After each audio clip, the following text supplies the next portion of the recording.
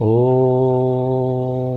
अज्ञानतिमिरान्धस्य ज्ञानाञ्जनशलाकया चक्षुरुन्मीलितं येन तस्मै श्रीगुरवे नमः। श्रीचैतन्यमनोभीष्टं स्थापितं येन भूतले स्वयं रूपकदा मह्यं ददाति स्वपदान्तिकं। वन्देऽहं श्रीगुरुः श्रीयुतपदकमलं श्रीगुरून् वैष्णवांश्च श्रीरूपं साग्रजातं सहगण रघुनाथान्वितं तं सजीवं साद्वैतं सावधूतं परिजनसहितं कृष्णचैतन्यदेवं श्रीराधाकृष्णपादान् सहगण ललिता श्रीविशाखान्वितांश्च। हे कृष्ण करुणा सिन्धु दीनबन्धो जगत्पते गोपेश गोपिकान्त राधाकान्त नमोस्तुते। तप्त कांचन गौरांगी राधे वृंदावनेश्वरी वृषभानुसुते देवी प्रणमामि हरिप्रिये। वाञ्छाकल्पतरुभ्यश्च कृपा सिन्धुभ्य एव च पतितानां पावनेभ्यो वैष्णवेभ्यो नमो नमः। अनंतकोटि वैष्णववृंद की जय। नमः ओं विष्णुपादाय कृष्णप्रेष्ठाय भूतले श्रीमते जयपताका स्वामिन् इति नामिने। नमो आचार्यपादाय निताय कृपाप्रदायने गौरकथाधामदाय नगरग्रामतारिणे। नमः ओं विष्णुपादाय कृष्णप्रेष्ठाय भूतले श्रीमते भक्तिवेदान्त स्वामिन् इति नामिने। नमस्ते सारस्वते देवे गौरवाणी प्रचारिणे निर्विशेषशून्यवादी पाश्चात्यदेशतारिणे। जय श्री कृष्ण चैतन्य प्रभु नित्यानंद श्री अद्वैत गदाधर श्रीवासादि गौरभक्तवृंद। हरे कृष्णा कृष्ण कृष्ण हरे हरे हरे राम राम राम हरे हरे। हरे कृष्णा कृष्ण कृष्ण हरे हरे हरे राम राम राम हरे हरे। हरे कृष्णा कृष्ण कृष्ण हरे हरे हरे राम राम राम हरे हरे। तो आप सबका स्वागत करते हुए मुझे अत्यंत हर्ष आनंद का अनुभव हो रहा है और बहुत उत्साहपूर्वक आप सबका स्वागत करता हूँ इस अत्यंत दिव्य, अत्यंत गुह्य और अत्यंत महत्वपूर्ण अध्ययन शिविर में, जिसमें हम श्री ब्रह्म संहिता का अध्ययन कर रहे हैं।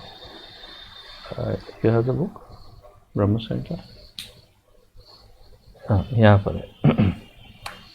तो जैसे कि आप जानते हैं, इस लघु ग्रंथ श्री ब्रह्म संहिता का हम अध्ययन कर रहे हैं और इसके अत्यंत महत्वपूर्ण और अत्यंत गुह्य ज्ञान की जो स्वयं भगवान ब्रह्मा द्वारा उच्चारित या लिखित है, उसका हम बहुत ही विस्तार से श्रील भक्ति सिद्धांत सरस्वती ठाकुर गोस्वामी प्रभुपाद के श्री पाद आश्रय में हम इसका अध्ययन कर रहे हैं और प्रथम श्लोक का अध्ययन हम कर चुके हैं। तो आज से हम द्वितीय श्लोक का अध्ययन प्रारंभ करेंगे। उससे पूर्व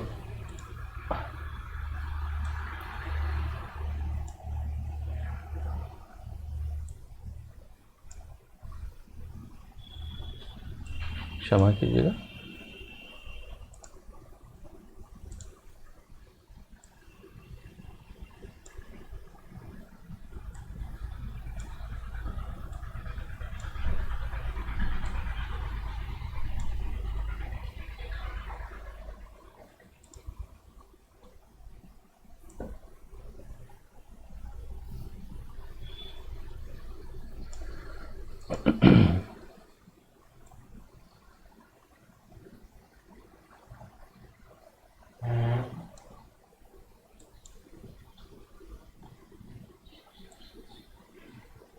मैं जो चाह रहा हूँ, इस तरह से ये ज़ूम उसको सेट नहीं कर पा रहा है। मैं चाहता था कि आप सब एक साथ में यहाँ पर नज़र आए, परंतु किसी कारण लगता है ज़ूम को ये पसंद नहीं आ रहा है।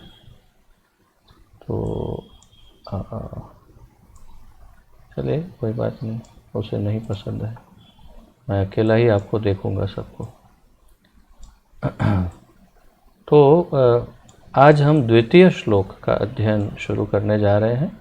और द्वितीय श्लोक, जैसे कि वास्तव में हम जब भी कभी ब्रह्म संहिता का उच्चारण करते हैं तो आप सब लोगों को ध्यान में होगा कि अधिकतर चिंतामणि, प्रकर, सद्म, सुकल्प वृक्ष, यहाँ से आरंभ होता है। जब भी कभी कोई ब्रह्म संहिता का उच्चारण करते हैं तो वो श्लोक से प्रारंभ करते हैं। परंतु ये जो द्वितीय श्लोक है, या तो प्रथम श्लोक का उच्चारण होता है ईश्वर परम कृष्ण, जो कल हमने किया था, ईश्वर परम कृष्ण सच्चिदानंद विग्रह अनादिरादिर्गोविंद सर्व कारण कारणम।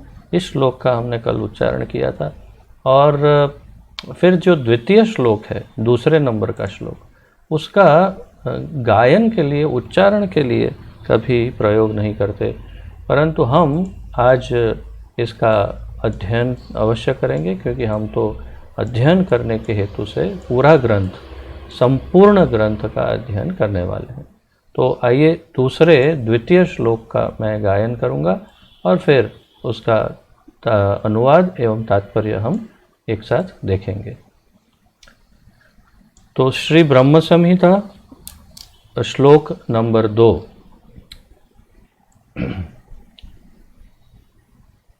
सहस्रपत्रकमलं गोकुलाख्यं महत्पदं तत्कर्णिकारं तद्धाम तदनंतांश संभवम। अब देखिए, इसका ये भगवद गीता के जैसे हम छंद हैं, तो हर यहाँ पर बहुत सारे छंदों का उपयोग है। बहुत सारे तो नहीं, परंतु अलग अलग 2-3 छंद से श्लोक गाए जाएंगे। तो प्रथम जो था वो अलग छंद था, परंतु ये तो अब हमारा जाना पहचाना भगवद गीता का छंद है। सहस्त्र पत्र कमलम गोकुल आख्यम महत्पदम तत्कर्णिकारम तद्धाम तदनंतांश संभवम तद अनंतांश संभवम। अब एक एक शब्द का अर्थ, जो अनुवाद जो श्रील भक्ति सिद्धांत सरस्वती ठाकुर ने दिया है, उसका अध्ययन करते हैं। सहस्त्र पत्र, 1000 पंखुड़ियों वाला, कमल, कमलम, कमल, गोकुल आख्यम, गोकुल नामक, महत पदम, श्रेष्ठ पद, तत् उसकी अर्थात कमल की, कर्णिकारम कर्णिका, तत् उनका अर्थात कृष्ण का, धाम अर्थात धाम, तत् वह कौन, क्या, गोकुल, अनंत उनके अनंत स्वरूप बलराम, अंश अंश से, संभवम उत्पन्न होता है। देखिए, अब अत्यंत गुह्य ज्ञान की चर्चा शुरू हो रही है, शुरू हो चुकी है। कल ही हमने इसका जो है आरंभ तो हो चुका है, लेकिन जो एकदम गहराई में जो गोता लगाना है वो अब शुरू हो रहा है। तो आप इस बात पर बहुत ध्यान दीजिएगा। और आज मैं आप लोगों के साथ कुछ चार्ट भी शेयर करूंगा स्क्रीन पर। तो मैं जानता हूं आप लोगों के लगभग सभी मोबाइल पर ही इसका आनंद ले रहे होंगे, परंतु अपना वीडियो ऑफ रखें, परंतु मेरा वीडियो ऑन रखिएगा, ताकि मोबाइल पे ही सही, परंतु वो जो चार्ट मैं आपको दिखाऊं तो उससे हम जो यहाँ वर्णन है उसको चार्ट से उसकी तुलना करके थोड़ा कुछ अधिक स्पष्ट चित्र हम हमारे मस्तिष्क में अंकित कर पाएंगे। क्योंकि बड़ी मेहनत करके इस्कॉन ने इसके 2 चित्र बनाए हैं। अब और भी हैं चित्र, परंतु 2 मुख्य है। एक प्राचीन पुराना चित्र है, प्राचीन अर्थात बहुत ज़्यादा नहीं, परंतु कुछ कई वर्षों पूर्व एक पूरा इस पूरी सृष्टि का एक चित्र बनाया था कुछ चित्रकारों ने। ये वो भी ब्रह्म संहिता के आधार पर था, परंतु बाद में हमारे इस्कॉन के श्रील भक्ति विकास महाराज जो हैं, उन्होंने उसमें कुछ सुधार करके एक और चित्र प्रस्तुत किया जिसमें बहुत ही ज़्यादा डिटेल है। तो वो दोनों ही चित्र आपके सामने हैं। पहला चित्र सरल है समझने के लिए, इसलिए मैं आपको वो दिखाऊंगा, और दूसरा जो चित्र है वो बहुत ही गहरा है। जितनी डिटेल यहाँ लिखी है लगभग उस प्रकार से सभी डिटेल उसमें दर्शाई गई है। तो हम इसका अध्ययन करेंगे। उसे गोलोक चार्ट कहते हैं। उस चार्ट का नाम है, उस चित्र का नाम है, उस पेंटिंग का नाम है गोलोक चार्ट। तो वो भी मैं आपको साथ में दिखाता जाऊंगा।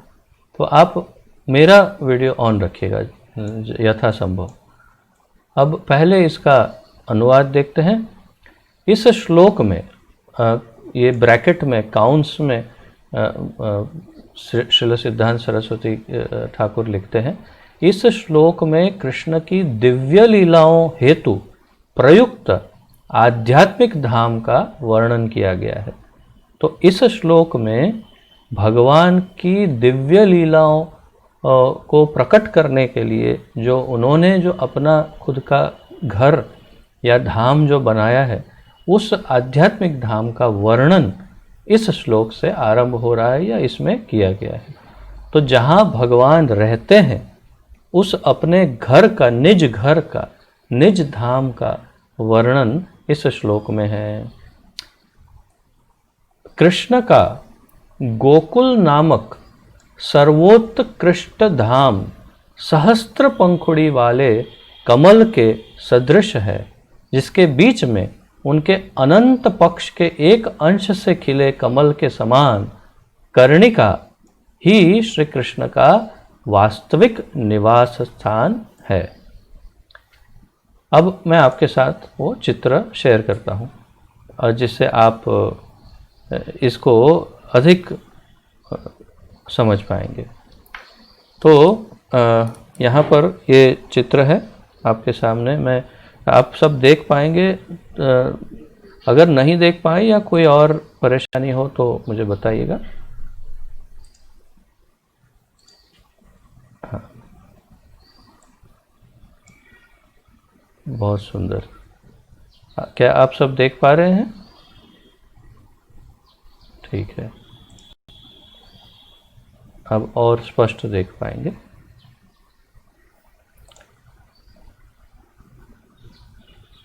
और ये द्वितीय चित्र है, ये नहीं, जो प्रथम चित्र है वो मैं आपको दिखाता हूँ। ये तो ये जो मैंने बताया था कि बहुत ही वर्षों पूर्व जिसको पहले बनाया गया था, वो ये चित्र है कि जिसके अंतर्गत बहुत सामान्य रूप से सब समझा दिया है। तो जैसे अगर हम नीचे से शुरुआत करते हैं तो आप देख सकते हैं कि भगवान अनंत शेष ने सब कुछ धारण कर रखा है अपने सिरों पर।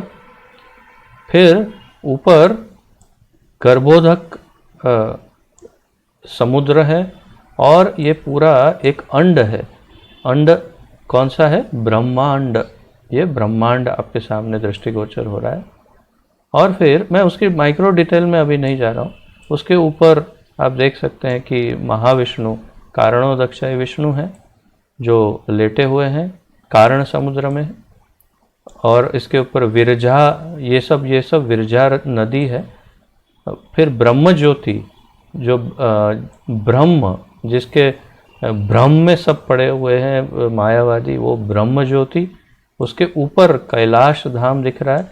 मैं ये नहीं कह रहा हूँ कि ये परफेक्ट चार्ट है, हम दूसरे चार्ट में ज़्यादा डिटेल देखेंगे, परंतु इसमें सामान्य रूप से समझ आ जाता है सब कि किस प्रकार रखा है सब। और ये सारी डिटेल आपको एक एक श्लोक में जानने मिलेगी। ये एक एक श्लोक ब्रह्म संहिता का यहाँ पर चित्र रूप में अंकित है। तो ये सब जब हम डिटेल में जाएंगे तो फिर से इसे स्टडी करेंगे। कैलाश धाम है, फिर इसके ऊपर वैकुंठ लोक है, और उसके ऊपर फिर गोलोक वृंदावन धाम है। और इसमें गोलोक वृंदावन धाम से पूर्व अगर आप देखें तो अयोध्या धाम है, फिर द्वारका धाम है, फिर मथुरा धाम है, और सबसे मुख्य सबसे ऊपर गोलोक वृंदावन धाम। अब हम दूसरे चित्र पे जाते हैं और सीधे जाते हैं गोलोक धाम में, सीधे गोलोक धाम में प्रवेश करते हैं। तो आप देखिए जो वर्णन है उससे हम इसकी तुलना करते हैं। कृष्ण का गोकुल नामक सर्वोत्कृष्ट धाम। अब यहाँ पर गोकुल कहा है, वास्तव में आगे समझाएंगे हमें सिद्धांत सरस्वती ठाकुर कि गोकुल और गोलोक ये दोनों वास्तव में एक ही है, परंतु अधिकतर धरती पर जो वृंदावन है उसे गोकुल कहते हैं, और जो वैकुंठ जगत के ऊपर जो स्थित है उसे गोलोक कहते हैं। तो वो वैकुंठ जगतों के ऊपर स्थित है, उसे गोलोक कहते हैं, वो भी गोकुल ही है। और यहाँ पर ब्रह्मा जी ने उसे गोकुल कहा है, उस गोलोक को। और यहाँ जो धरती पर है वो गोकुल वृंदावन धाम, और जो आकाश में, क्षमा कीजिए, वैकुंठ के ऊपर जो है दिव्य जगत में जो है वो है गोकुल, क्षमा कीजिए, गोलोक वृंदावन धाम। परंतु यहाँ पर गोकुल शब्द का प्रयोग ब्रह्मा जी ने किया, इसलिए अनुवाद में गोकुल है। तो कृष्ण का गोकुल नामक सर्व उत्कृष्ट धाम अर्थात सर्वश्रेष्ठ धाम, उससे ऊपर और कुछ नहीं है। सहस्त्र पंखड़ियों वाले कमल के सदृश है, अर्थात 1000 या अनेक हजार, 1000 पंखड़ी वाला अगर कमल हो तो कैसे दिखेगा, वैसा ये दिखता है। और आप देख सकते हैं अपने चित्र के सामने, अपने मोबाइल में जो आपके सामने जो चित्र है उसमें ये 1000 पंखड़ियों वाला ये दिख रहा है। तो ये है गोकुल। आप देखिए साइड में लिखा है गोलोक वृंदावन लिखा हुआ है साइड में इंग्लिश में। तो ये पूरा गोलोक वृंदावन है जो बिल्कुल एक कमल की तरह है, जो 1000 पंखड़ियों से बना हुआ है, जिसके बीच में उनके अनंत पक्ष के एक अंश से खिले कमल के समान। अब ये जो अनंत पक्ष के एक अंश से खिले लिखा है ना, तो आप एक एक शब्द का जो अनुवाद है उसे यदि हम स्टडी करें तो उसमें आप देखेंगे, क्षमा कीजिए,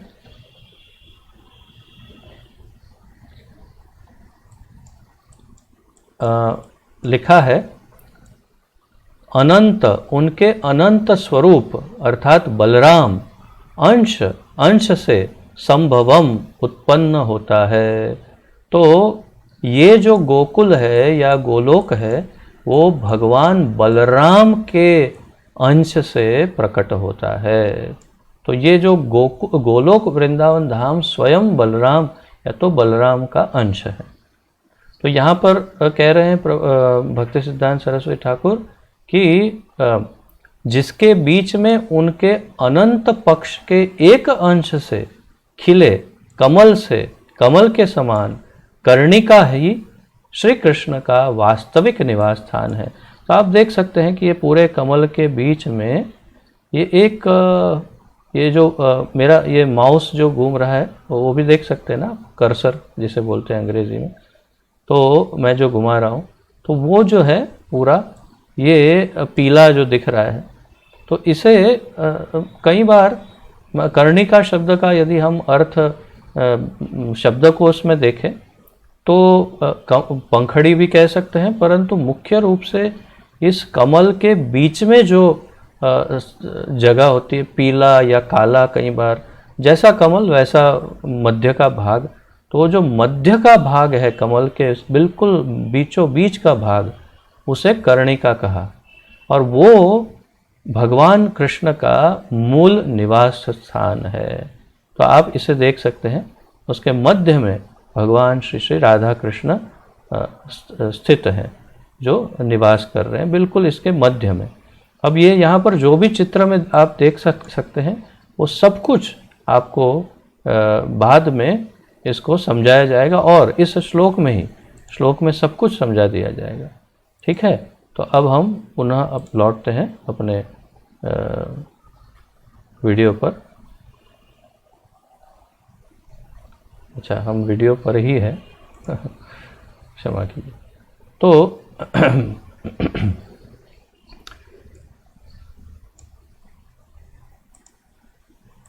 अब तात्पर्य, गोलोक की तरह गोकुल भी प्रकृति सृष्टि का भाग नहीं है। अब देखिए यहाँ पर आपको स्पष्ट समझ में आएगा कि गोलोक और गोकुल इन दोनों में जो भेद किया सिद्धांत सरस्वती ठाकुर ने, वो हम अब यहाँ समझ जाएंगे। गोलोक की तरह गोकुल भी प्रकृति सृष्टि का भाग नहीं है। क्या अर्थ हुआ? गोलोक वृंदावन धाम प्रकृति का नहीं है, वो तो सामान्य बुद्धि की बात है, कोई जानता नहीं है क्या है गोलोक। परंतु गोकुल अर्थात भूलोक वृंदावन धाम, जिसे कह सकते हैं हम भूलोक वृंदावन धाम, जहाँ पर हम अभी बैठे हैं, उसे गोकुल कहते हैं। तो ये गोकुल भी प्रकृति सृष्टि का भाग नहीं है। अर्थात हम देख तो सकते हैं, इसे छू सकते हैं, स्पर्श कर सकते हैं ये सब, परंतु ये फिर भी ये दिव्य सृष्टि का ही भाग है। ये भूमंडल का, भूखंड का, इस ब्रह्मांड का भाग नहीं है। कृष्ण के असीमित स्वभाव से उनकी अनंत शक्ति एवं धाम का प्राकट्य होता है।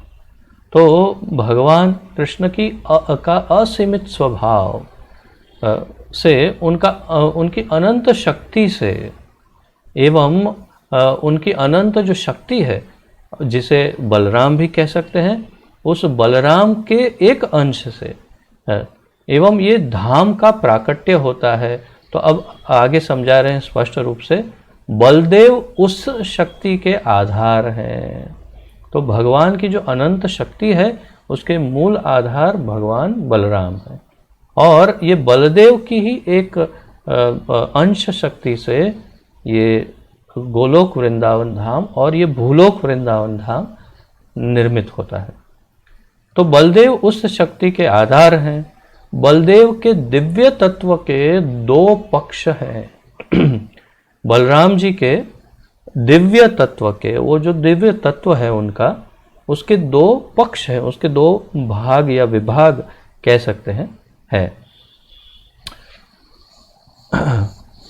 अनंत चिन्मय प्रकाश एक पक्ष उनका, अनंत चिन्मय प्रकाश, एवं अनंत जड़ क्षेत्र, और दूसरा है अनंत जड़ क्षेत्र। तो बलराम जी के दो मुख्य विभाग बताए, या भगवान की अपनी अनंत शक्ति के दो विभाग बताए, क्योंकि भगवान की अपनी अनंत शक्ति, निज अनंत शक्ति के आधार ही बलराम जी हैं, और भगवान का पहला विस्तार ही भगवान बलराम है।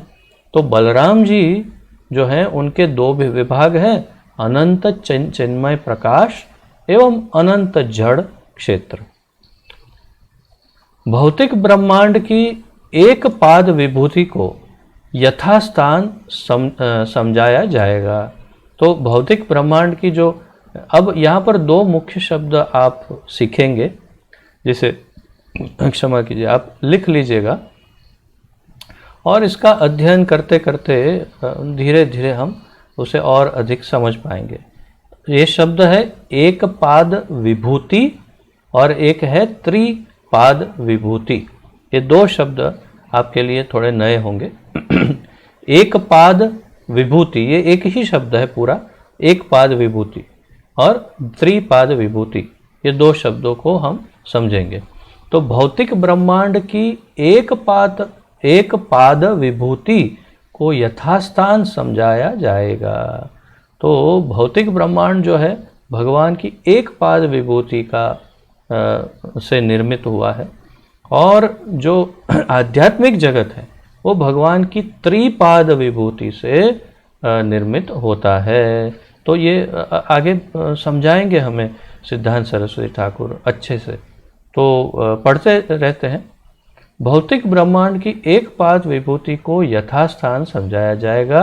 भगवान के अप्राकृत अनंत क्षेत्र की त्रिपाद विभूतियों का ऐश्वर्यपूर्ण विस्तार, बृहत्तर असीमित क्षेत्र के प्रकाशित वैभव को एवं प्राकृत सृष्टि से परे स्थित ज्योतिर्मय आकाश को दर्शाता है, जो कि विरजा के उस पार ब्रह्म तेज से आवृत है।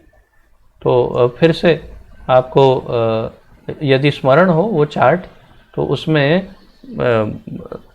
कैलाश आदि धाम के ऊपर, चलिए फिर से एक बार नज़र डालते हैं उस पर। विरजा नदी की यहाँ जहाँ पर बात कर रहे हैं, तो विरजा नदी कहाँ पर है फिर से देखते हैं।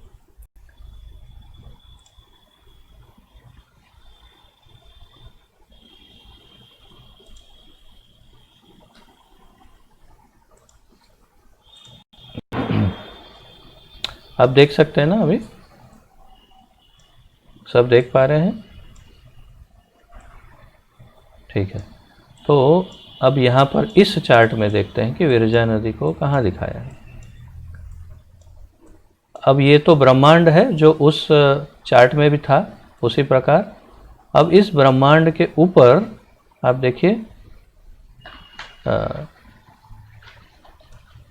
ब्रह्मा जी सबसे ऊपर हैं यहाँ पर, और फिर पृथ्वी का लेयर है, उसके ऊपर जल, अग्नि, आकाश, अहंकार और महत तत्व। फिर महत तत्व के ऊपर आपको यहाँ पर माया देवी, रमा देवी इत्यादि, ये सारा महत तत्व के अंदर। और ऊपर यह देखिए विरजा नदी, और इस विरजा नदी को ही कारण समुद्र कहा गया है। इस चार्ट में आप देख सकते हैं विरजा रिवर, कारण ओशन लिखा हुआ है। तो ये विरजा नदी और कारण समुद्र एक ही बताया। और यहाँ पर ये महेश धाम दिखाया है। महेश धाम के ऊपर, अच्छा, कारण समुद्र या तो विरजा नदी में ही महाविष्णु या कारणोदक्षाई विष्णु शयन कर रहे हैं, और उनके रोमकूप के एक एक छिद्र में से एक एक ब्रह्मांड उत्पन्न हो रहा है। भगवान महाविष्णु या कारणोदक्षाय विष्णु के रोमकूप से एक एक ब्रह्मांड, एक एक रोमकूप से एक एक ब्रह्मांड उत्पन्न हो रहा है। उसमें से ही एक अंड ये ब्रह्मांड है यहाँ पर। और ये रमा देवी है अर्थात लक्ष्मी जी, और ये माया है इत्यादि। तो ये सबके नियंता, संचालक। और यहाँ देखिए दिखा रहे हैं कि महाविष्णु की दृष्टि से प्रकृति का सर्जन होता है। तो प्रकृति उनके दृष्टिपात से, अर्थात ये पूरी प्रकृति जो है उनके दृष्टि से सर्जित होती है। और यहाँ पर आप देख सकते हैं ये पूरा जो चार्ट है ना, ये पूरा ब्रह्म संहिता के आधार पर, और एक एक श्लोक और एक एक डिटेल यहाँ पर साइड में लिखी हुई है। आप ये पूरा चार्ट देख सकते हैं। हम इसको स्टडी करते जाएंगे जैसे जैसे यथासंभव। अब हिंदी में मेरे पास अवेलेबल नहीं है, परंतु मैं आपको थोड़ा थोड़ा समझाते जाऊंगा। मुख्य रूप से तो हमें चित्र ही देखने हैं। उसके ऊपर फिर ब्रह्म ज्योति है, यहाँ महाकाल धाम है, सदाशिव लोक है, फिर ऊपर ब्रह्म ज्योति है, और ब्रह्म ज्योति के ऊपर फिर यहाँ पर हरि धाम या वैकुंठ लोक है, और फिर उससे ऊपर गोलोक वृंदावन धाम है। तो पुनः वापस चलते हैं हमारे वीडियो पर, और बीच बीच में देखते जाएंगे।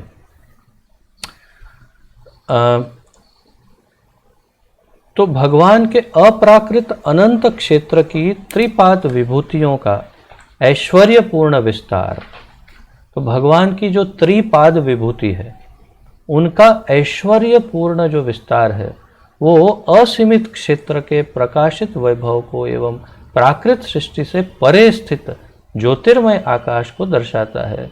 तो अपनी त्रिपाद विभूति से भगवान ये वैकुंठ जगत, कैलाश धाम आदि, मतलब विरजा के ऊपर का जो हिस्सा है, विरजा नदी या कारण समुद्र के ऊपर का जो हिस्सा है, वो सब अपनी त्रिपाद विभूति से निर्मित करते हैं भगवान।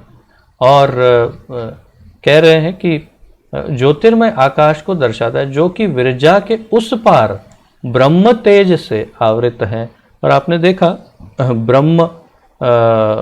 ब्रह्म ज्योति या ब्रह्म प्रकाश या ब्रह्म तेज, तो वो सब उससे आवृत हैं, अर्थात वहाँ पर सब कुछ ब्रह्म तेज से प्रकाशित है वो दिव्य जगत में। अनंत आत्मा की यह ऐश्वर्यपूर्ण शक्ति तेज मंडल के ऊपरी भाग से निसृत होकर परम माधुर्य गोलोक या नित्य स्थित गोलोक में विविध ज्योतियों से सौंदर्य युक्त होकर पहुंचती है। कुछ लोग इस क्षेत्र को मूल नारायण या महानारायण धाम कहते हैं। तो बल्कि मुझे आपको ये दिखाते ही रहना चाहिए, बल्कि हमने देखा कि विरजा नदी के ऊपर फिर ब्रह्म ज्योति, फिर वैकुंठ जगत और ऊपर गोलोक धाम है। तो यहाँ पर वर्णन कर रहे हैं अनंत आत्मा की यह ऐश्वर्यपूर्ण शक्ति तेज मंडल के ऊपरी भाग से निसृत होकर परम माधुर्य गोलोक या नित्य स्थित गोलोक में विविध ज्योतियों से सौंदर्य युक्त होकर पहुँचती है। बहुत भारी हिंदी है, अत्यंत बहुत कठिन भाषा का उपयोग किया है, क्योंकि अनुवादक ने शायद वही किया जो श्री सिद्धांत सरस्वती ठाकुर ने अंग्रेजी में लिखा, उसी का अनुवाद करते करते उनकी हिंदी भी बहुत भारी हो गई होगी, क्योंकि मूल भाषा ही बहुत हैवी है। कुछ लोग इस क्षेत्र को मूल नारायण या महानारायण धाम कहते हैं। तो अतः गोलोक के समान गोकुल भी सर्वोत्कृष्ट धाम है। तो उन्होंने ये निष्कर्ष निकाला सिद्धांत सरस्वती ठाकुर ने कि गोकुल, ये गोकुल वृंदावन धाम या भूलोक वृंदावन धाम भी गोलोक वृंदावन धाम के समान सर्व उत्कृष्ट धाम है। अब देखिए कितना आश्चर्य है ना आपके लिए ये जानना, और क्यों यहाँ पर इतने सारे कृष्ण भक्त आकर के निवास करते हैं, क्यों शुद्ध भक्त सब वृंदावन से ही आकर्षित होते हैं, क्यों श्रील प्रभुपाद जी अपनी पूरी प्रचार यात्रा के अंत में जब उन्हें समझ आ गया कि अब हमारा इस शरीर को विलीन करने का या समाधिस्थ करने का समय आ गया, तो क्यों वे यहाँ श्री वृंदावन धाम अर्थात गोकुल वृंदावन अर्थात भूलोक वृंदावन धाम में आकर के समाधि ग्रहण किए। उसका कारण केवल यही है कि ये भूलोक वृंदावन धाम जो है, ध्यान दीजिएगा, ये भूलोक वृंदावन धाम जो है वो गोलोक वृंदावन धाम से अभिन्न है और उतना ही दिव्य है। उसके बीच में वैकुंठ, कैलाश, ब्रह्म ज्योति, माया का निवास या जो भी कारण समुद्र, विरजा नदी या ब्रह्मांड के अंदर भी जाए तो ब्रह्मा जी का निवास, सारे स्वर्ग, ये वो सब कुछ उसके मध्य में है। परंतु गोलोक और गोकुल और अर्थात कि ये गोकुल में और गोलोक में कोई अंतर नहीं है। तो ये भूलोक वृंदावन धाम जहाँ मैं हूँ अभी, ये भी इन सभी से ऊपर ही स्थित है। बहुत आश्चर्य है। और आगे समझाएंगे सिद्धांत सरस्वती ठाकुर कि सामान्य व्यक्ति अपनी सामान्य इंद्रियों से इसे समझने का प्रयास करता है और समझ नहीं पाता है इसकी दिव्यता को। तो अतः गोलोक के समान गोकुल भी सर्व उत्कृष्ट धाम है। एक ही धाम प्राकृत या अप्राकृत स्थान पर होने से क्रमशः गोलोक या गोकुल के रूप में देदीप्यमान होता है। तो एक ही धाम धाम एक ही है, भगवान का घर एक ही है, लेकिन प्राकृत या अप्राकृत स्थान पर होने से, तो ये प्राकृत स्थान है और वो अप्राकृत स्थान है, तो एक ही समय पर वो प्राकृत स्थान पर भी है और अप्राकृत स्थान पर भी है, और इसीलिए उन्हें गोलोक या गोकुल के रूप में कहते हैं, या देदीप्यमान है अर्थात प्रकाशित है। तो बल्कि दोनों में कोई अंतर नहीं है, यही मूल ज्ञान है, यही गुह्य ज्ञान है। तो ये श्री वृंदावन धाम का महिमा है, और इसका महिमा क्या कहें, और इसीलिए हमारे आचार्यों ने कहा कि कम से कम अपनी इंद्रियां जब शांत हो जाए और कंट्रोल में आ जाए, कम से कम तब तो इस श्री वृंदावन धाम में ही आके निवास करना चाहिए, और शरीर तो यहीं पर छोड़ना चाहिए बस, क्योंकि ये वही है। आप यहाँ शरीर छोड़े तो सीधे आँख खोले शरीर के बाहर निकल के, तो देखा अरे मैं तो गोलोक में ही हूँ, मैं तो कहीं और था ही नहीं। तो देखिए आपके चेहरों पर जो आनंद मैं देख रहा हूँ या हास्य देख रहा हूँ, तो उससे भी पता चल रहा है कि आप कल्पना कर पा रहे हैं। ये आप जो कल्पना कर रहे हैं वो बिल्कुल उचित है। यहाँ पर जिसने शरीर छोड़ा, उसकी आँख, शरीर के बाहर आँख खुलते ही वो देखेगा अरे मैं तो गोलोक में ही हूँ, और उन्हें फिर वही श्री श्री राधा कृष्ण और सबके दर्शन और उनका सानिध्य प्राप्त हो सकता होगा, मेरी कल्पना है। परंतु जैसे कि यहाँ हमारे आचार्य समझाएंगे, ये मेरी कल्पना सत्य ही सिद्ध होगी, मैं जानता हूँ। तो अंतर नहीं है, ये ही वृंदावन में और उस वृंदावन में कोई अंतर नहीं। तो जो अत्यंत भाग्यशाली हैं, जो भगवान के द्वारा सिलेक्टेड है, भगवान के द्वारा जो चुने हुए हैं, वो ही यहाँ पर आके रह सकते हैं। कोई अन्य सामान्य जीव यहाँ नहीं रह सकते।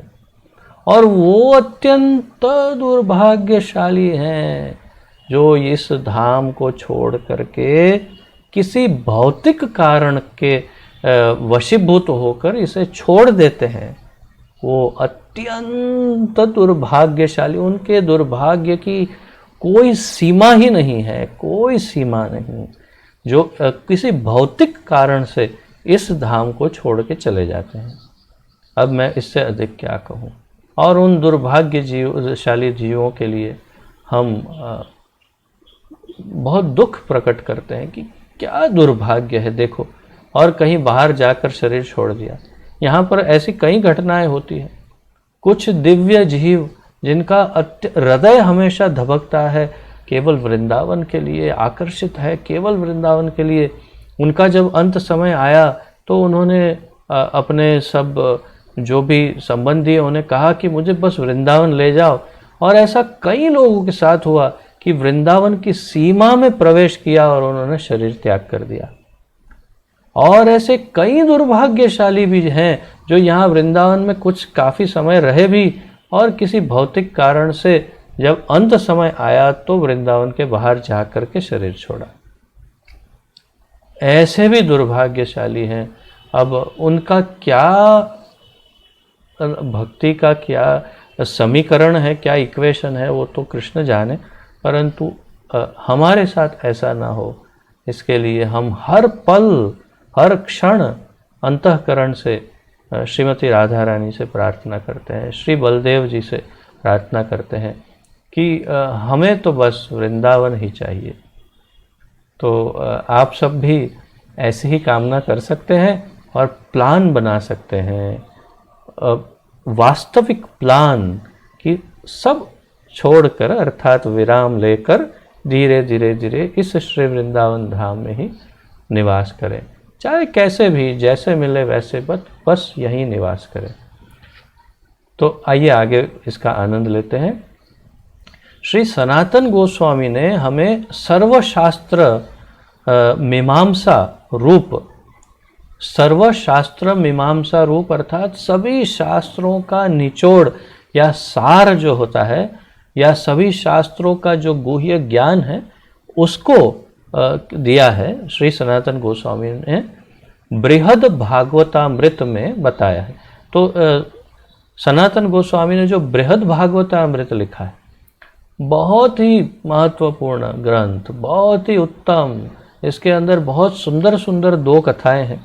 वो 2 कथाओं द्वारा उन्होंने पूरा श्री वृंदावन धाम, भूलोक वृंदावन और गोलोक वृंदावन का महिमा इसमें बिल्कुल स्पष्ट कर दिया है।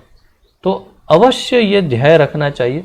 हम भी ऐसा ही कुछ ध्येय रखते हैं कि ये जो हम जैसे हम ग्रंथ अध्ययन कर रहे हैं ऑनलाइन, एक न एक दिन काश ऐसी आशा है कि सनातन गोस्वामी हमारी प्रार्थना सुने और हम बृहद भागवतामृत का भी अध्ययन इसी प्रकार कर सकें, तो बहुत आनंद आएगा।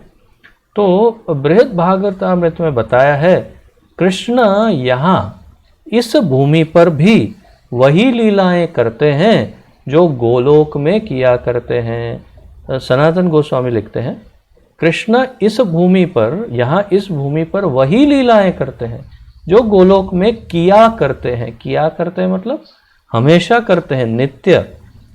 2 धरातलों में जो अंतर है वह उनकी ऊपर 2 धरातलों में अर्थात यहाँ और वहाँ ये जो अंतर है वह उनकी ऊपर या नीचे की स्थिति में ही है। अर्थात केवल बस इतना स्थिति का अंतर है कि एक यहाँ है एक वहाँ है, बस। बाकी और अन्य कोई अंतर इस भूलोक वृंदावन में और उस गोलोक वृंदावन में नहीं है। अन्य शब्दों में कृष्ण गोलोक में वही लीलाएं करते हैं जो वे गोकुल के प्राकृत धरातल पर करते हैं।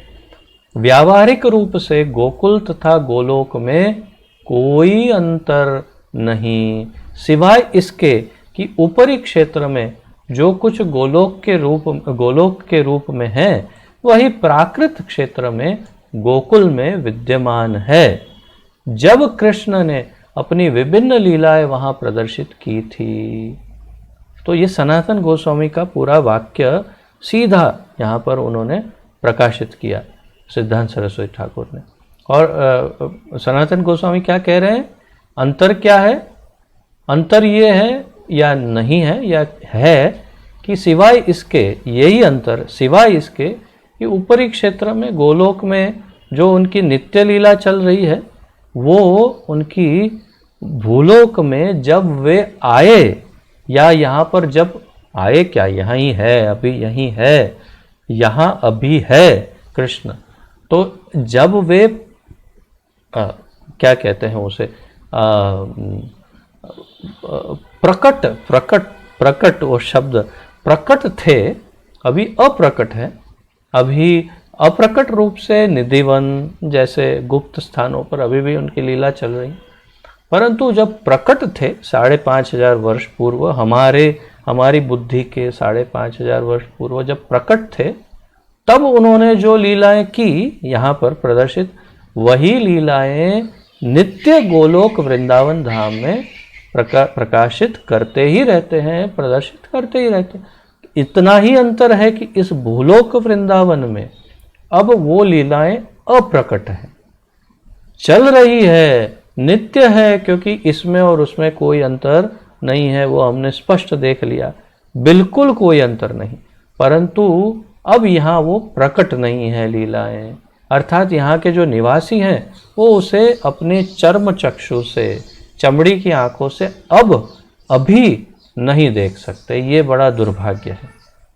तो हम वही दुर्भाग्यशाली जीव हैं कि उन दिव्य लीलाओं को नहीं देख पा रहे हैं, परंतु उसका अर्थ ये नहीं कि ये भिन्न है। हमने इतने पिछले आधे घंटे से देख रहे हैं हम कि भगवान का वही दिव्य स्थल, वही गोलोक, यही भूलोक, दोनों एक ही है, वृंदावन धाम। तो आगे कहते हैं, अब सिद्धांत सरस्वती ठाकुर समझाते हैं, श्री जीव गोस्वामी ने भी अपने षड संदर्भों के भागवत संदर्भ नामक ग्रंथ में यही निष्कर्ष दिया है। तो हमने ऊपर बृहद भागवतामृत सनातन गोस्वामी द्वारा जो दिया है उसका हमने तात्पर्य सुना, और अब जीव गोस्वामी ने जो षड संदर्भ लिखे हैं, भागवत संदर्भ नामक ग्रंथ लिखा है, उसमें भी उन्होंने, जीव गोस्वामी ने भी यही निष्कर्ष दिया। वृंदावन कृष्ण का नित्य धाम है, गोलोक एवं वृंदावन एक समान है, तथापि कृष्ण की अचिंत्य शक्ति ने गोलोक को आध्यात्मिक धाम की पराकाष्ठा स्वरूप बना दिया है, एवं मथुरा मंडल स्थित गोकुल त्रिपाद विभूति द्वारा प्रकाशित होने पर भी भौतिक धरातल पर है। तो अब वो एक पाद विभूति, त्रिपाद विभूति, एक पाद विभूति से ये पूरा भौतिक जगत निर्मित है और त्रिपाद विभूति से आध्यात्मिक जगत निर्मित है। तो यहाँ पर क्या कह रहे हैं जीव गोस्वामी? गोलोक एवं वृंदावन एक समान है, तथा अपि कृष्ण की अचिंत्य शक्ति ने फिर भी, अर्थात तथापि अर्थात फिर भी कृष्ण की जो हम नहीं समझ सकते ऐसी अचिंत्य शक्ति ने गोलोक को आध्यात्मिक धाम की पराकाष्ठा स्वरूप बना दिया है। अर्थात तो उनकी अपनी शक्तियों से वो आध्यात्मिक जो जगत है उसका टॉप है, उसका शिखर है, उसका सर्वोपरि है। वो क्या? गोलोक वृंदावन धाम, उससे ऊपर और कुछ नहीं है। सर्वोपरि धाम गोलोक वृंदावन धाम है। परंतु फिर भी तो लिखते हैं एवं मथुरा मंडल स्थित गोलोक। तो ये यहाँ मथुरा मंडल में जो गोकुल, क्षमा कीजिए, मथुरा मंडल स्थित गोकुल अर्थात गोकुल वृंदावन धाम या भूलोक वृंदावन धाम त्रिपाद विभूति द्वारा प्रकाशित होने पर भी भौतिक धरातल पर है। अब कैसे समझेंगे?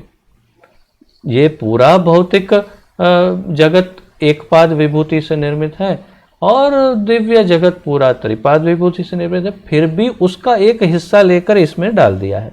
वो कैसे डाला है, क्या जोड़ा है, क्या किया है, वो तो वही जाने।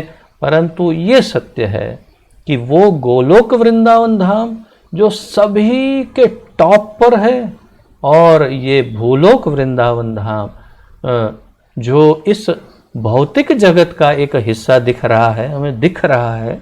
मैं दिख रहा इसलिए कह रहा हूँ क्योंकि है नहीं, दिख रहा है, वो भी उसी सर्वोत्कृष्ट सर्वोपरि धाम का ही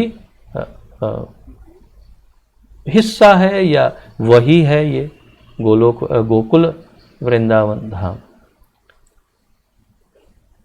मानव की अल्पमति यह नहीं समझ सकती। अब मैंने जैसे कहा कि सिद्धांत सरस्वती ठाकुर हमें हमारी इस सीमित इंद्रियों और सीमित बुद्धि का परिचय करवा रहे हैं।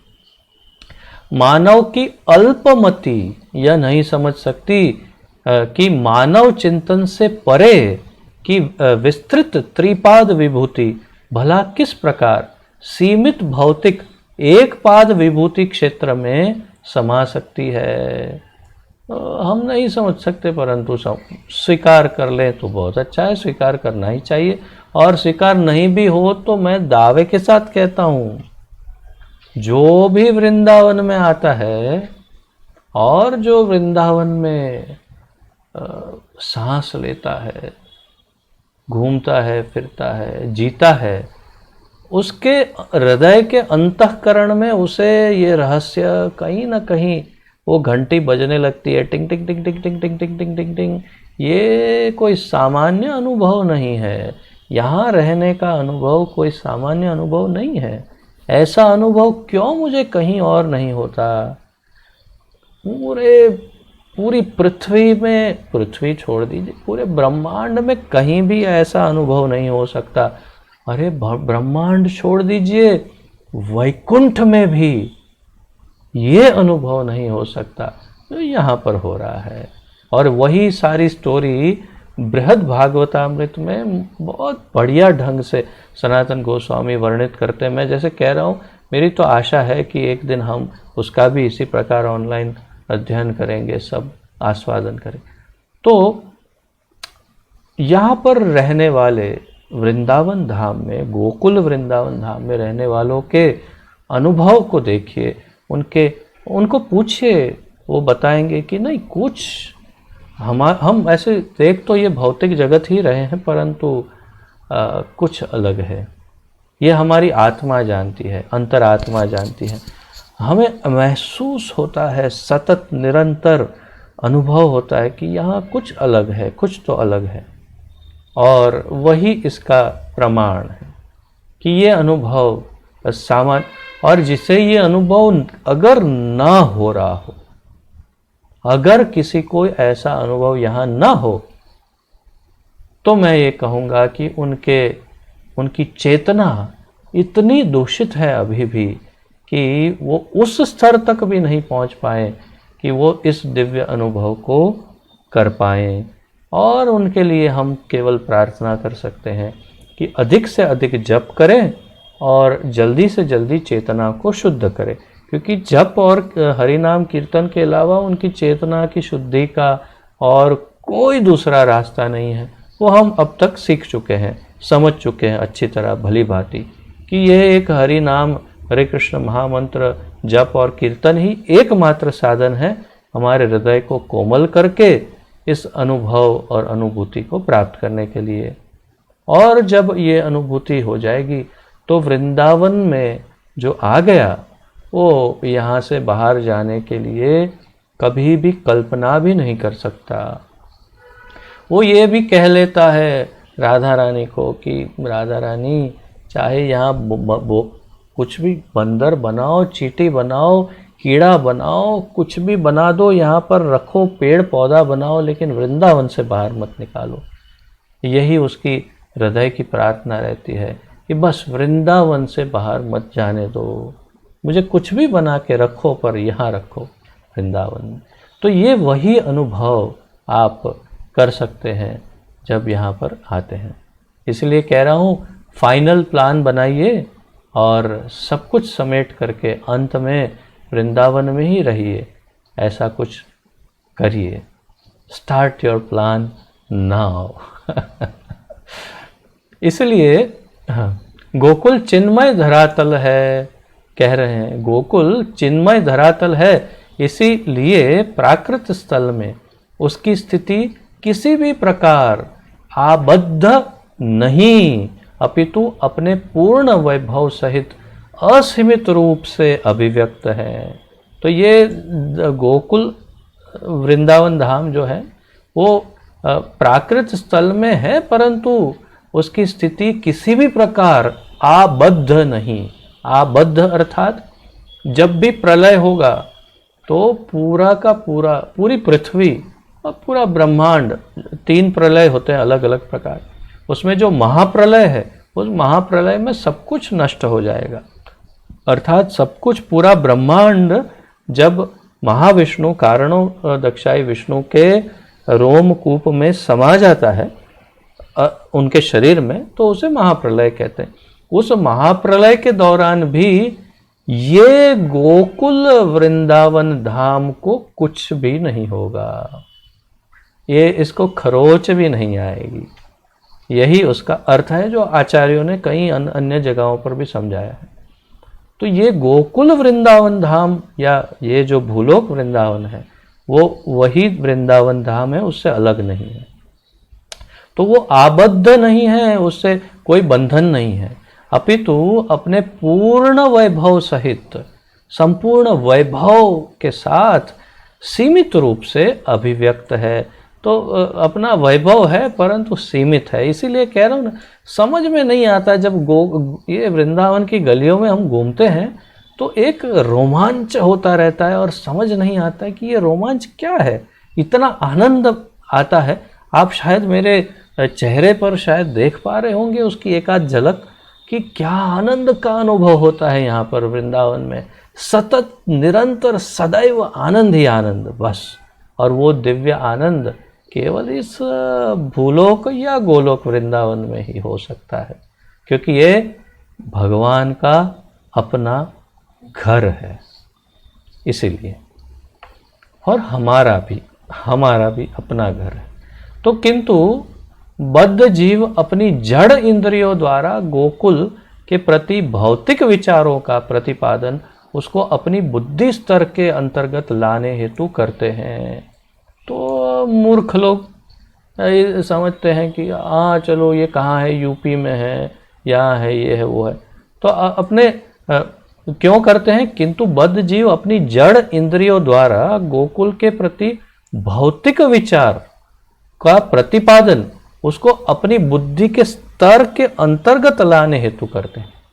मैं आपको एक ही उदाहरण देता हूं, आप समझ जाएंगे।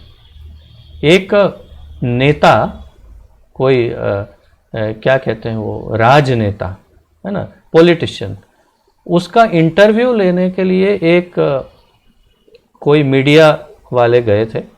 तो वो मीडिया कर्मी जो हैं उन्होंने कहा कुछ प्रश्न पूछे वो नेता को। तो दोनों सामने सामने कुर्सी पर बैठे थे, चेयर पर। तो नेता ने कुछ जवाब दिए तो मीडिया कर्मी ने ऐसे मुंह किया और उतर के, चेयर से नीचे उतर के ज़मीन पर बैठ गया। ज़मीन पर बैठकर पूछा, हाँ अब बताइए। तो उन्होंने कुछ, वो नेता ने कुछ जवाब दिया और उसने मुंह ऐसे बिगाड़ा और फिर वो ज़मीन के ऊपर पूरा लेट गया। लेट करके ऐसे सोते सोते कहा, हाँ अब बताइए। तो नेता ने कहा, ये क्या कर रहे हो, तो समझ में नहीं आ रहा, मैं जवाब दे रहा हूँ, तुम पहले नीचे बैठ गए, फिर जवाब दिया, तो फिर तुम लेट गए और बिल्कुल ज़मीन को लग करके पूछ रहे हो, हाँ बताइए अब बताइए।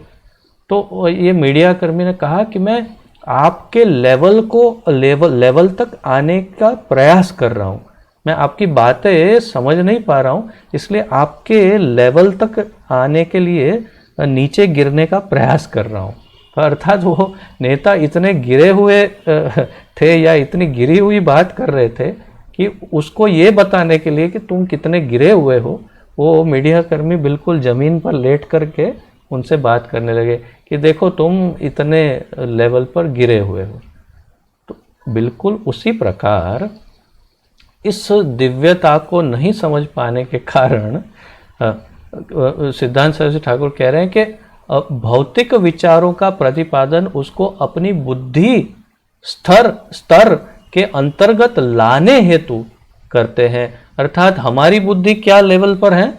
इतने निचले लेवल पर है कि हम वृंदावन को कैसे देखते हैं?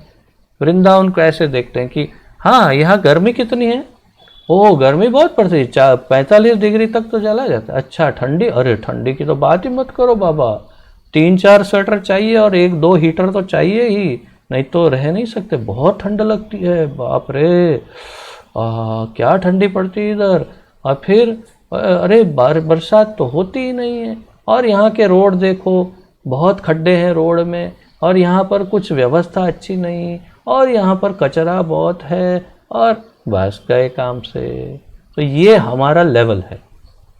अगर हम वृंदावन धाम को इस नज़र से देखेंगे तो फिर हो गया हमारा वृंदावन का निवास।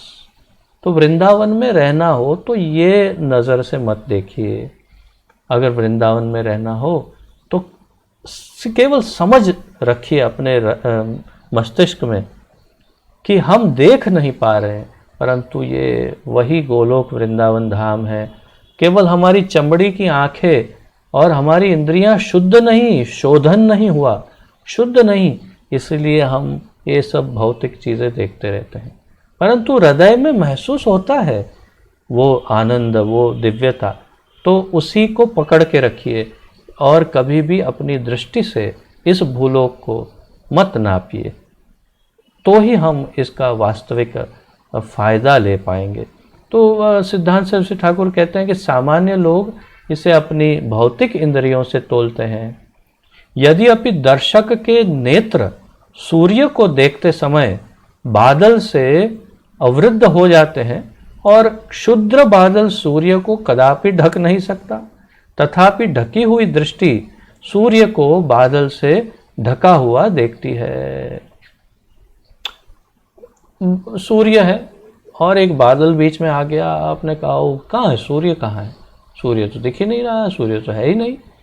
और एक वो छोटा सा बादल का टुकड़ा बीच में आ गया और हमें सूर्य नहीं दिख रहा और सूर्य को हम पहचान नहीं पा रहे।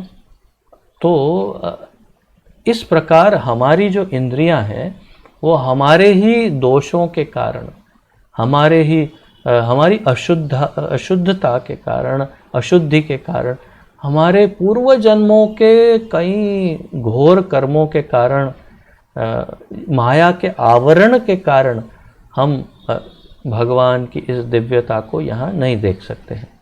परंतु इसका अर्थ ये नहीं कि ये भगवान का धाम दिव्य नहीं।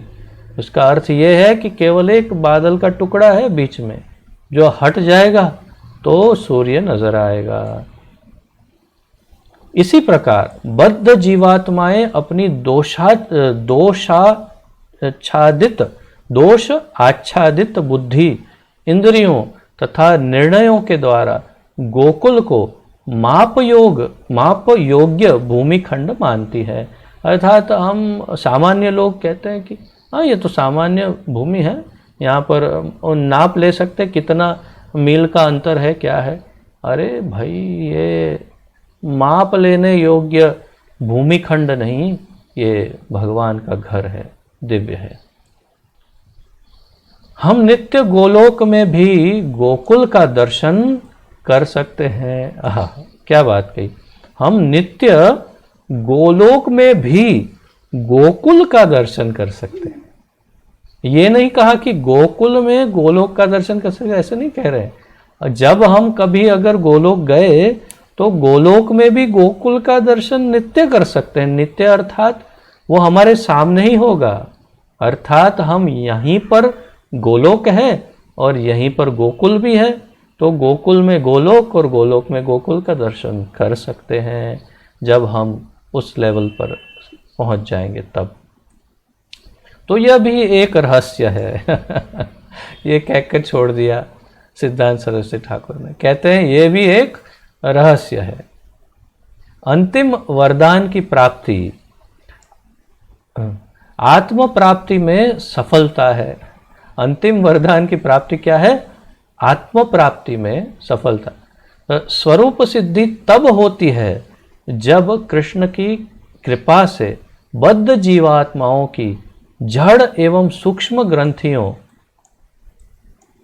का आवरण दूर हो जाता है। तो हमारी स्वरूप सिद्धि या स्वरूप का दर्शन हमें हो जाए, वो सर्वोच्च सिद्धि है।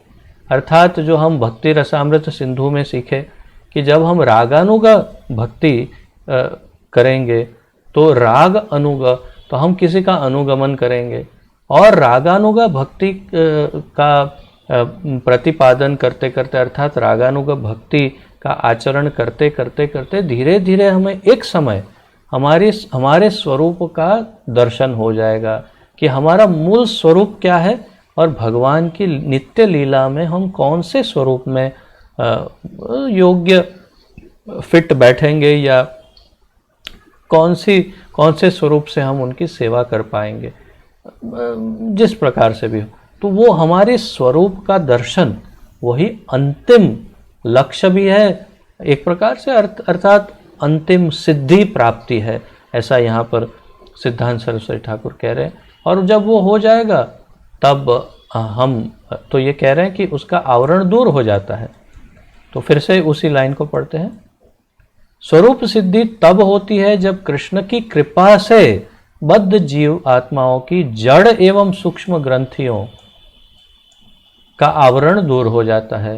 वैसे अनन्य भक्ति में सिद्धि से पूर्व गोलोक का विचार गोकुल से भिन्न ही दिखता है। तो वैसे अनन्य भक्ति में सिद्धि ये थोड़ा गुह्य है परंतु ऐसे ही आगे बढ़ते हैं।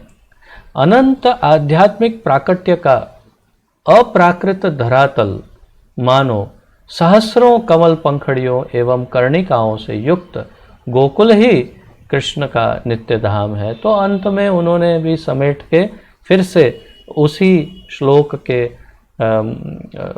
अर्थ को समझा दिया अंतिम लाइन में। अनंत आध्यात्मिक प्राकट्य का अप्राकृत धरातल मानो सहस्त्र कमल पंखड़ियों एवं कर्णिकाओं से युक्त गोकुल ही कृष्ण का नित्य धाम है। तो वही जो आपको मैंने चार्ट दिखाया, चित्र दिखाए और आपको जो समझाया। और अब तीसरे श्लोक में जब हम जाएंगे, प्रवेश करेंगे, तो तीसरे श्लोक में और ज़्यादा माइक्रो डिटेल में प्रवेश करेंगे। पहले तो वो कमल दिखाया, कमल की पंखड़ियाँ दिखाई और गोलोक धाम का पूरा आकार समझाया। अब उस आकार के अंदर और गहराई में जाएंगे और तीसरे श्लोक से और अधिक गहराई से इसे स्टडी कर पाएंगे। तो समय क्या हो रहा है? हाँ, और लगभग हमारा समय काफ़ी हो चुका है, तो मुझे ख्याल से यहीं पर आज विराम लेते हैं। और तीसरा श्लोक जो है, मैं तो चाहता था आज ही ले लूँगा, सोच रहा था, परंतु ये इतना गहरा और इतना विशाल है कि एक एक श्लोक एक एक दिन हो रहा है। तो तीसरा श्लोक भी काफ़ी बड़ा इसका विवरण है, उसमें हम कल प्रवेश करेंगे। आज यहीं पर विराम ले लेते हैं, और किसी का कोई प्रश्न आदि हो तो प्रस्तुत कर सकते हैं, अन्यथा यहीं पर विराम लेकर कल फिर तीसरे श्लोक का अध्ययन जारी रखेंगे। किसी का कोई प्रश्न आदि या कुछ है तो प्रस्तुत कर सकते हैं, अपना हाथ दिखा सकते हैं।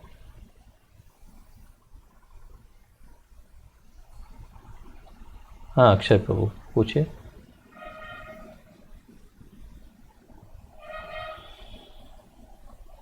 आपकी आवाज़ नहीं आ रही है अक्षय प्रभु।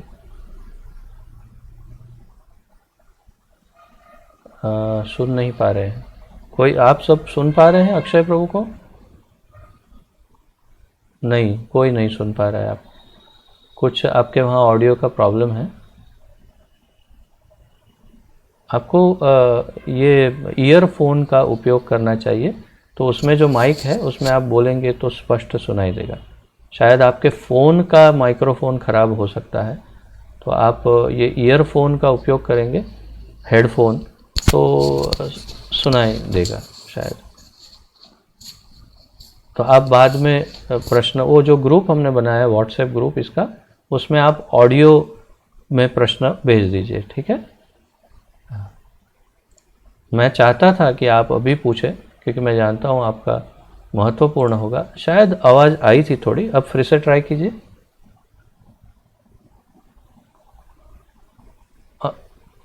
म्यूट, अनम्यूट फिर से दबाइए। हाँ, अब बोलिए। हाँ, अब आएगी आवाज़, बोलिए।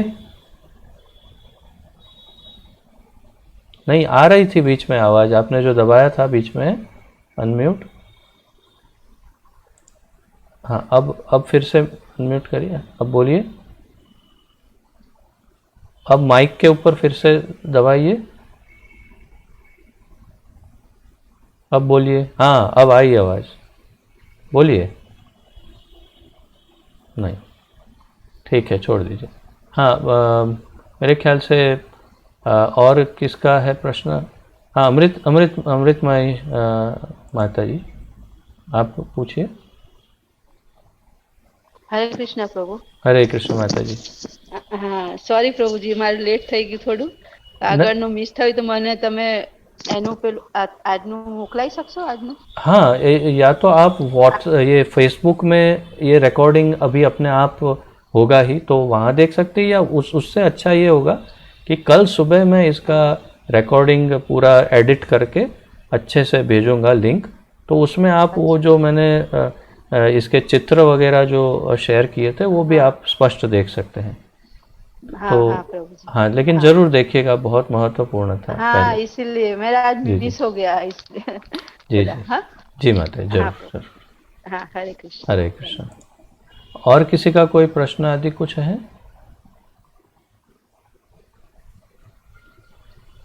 ठीक है, यह प्रश्न। हाँ,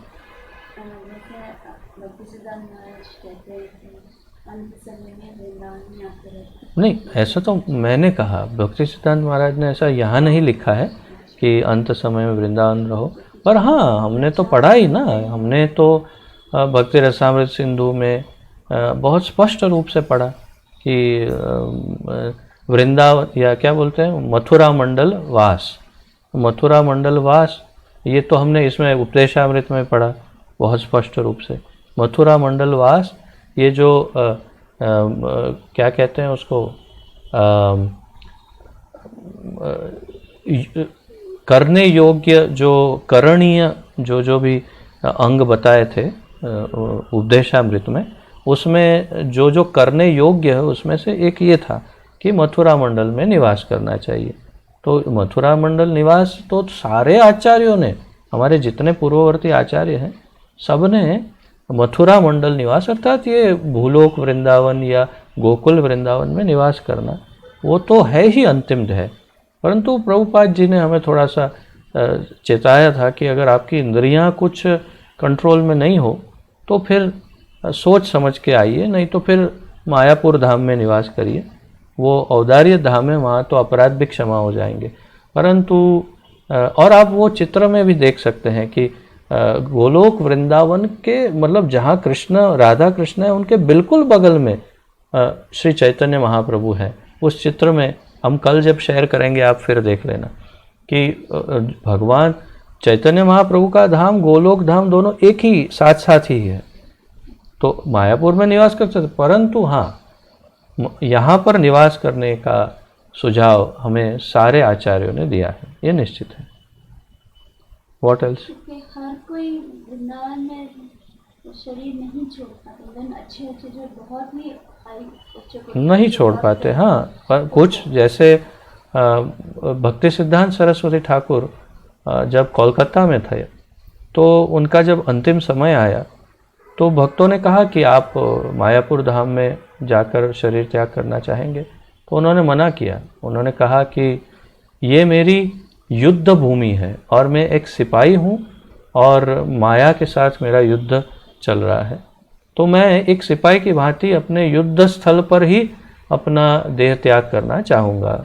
और उन्होंने कोलकाता में ही देह त्याग किया और फिर समाधि उनकी मायापुर में हुई।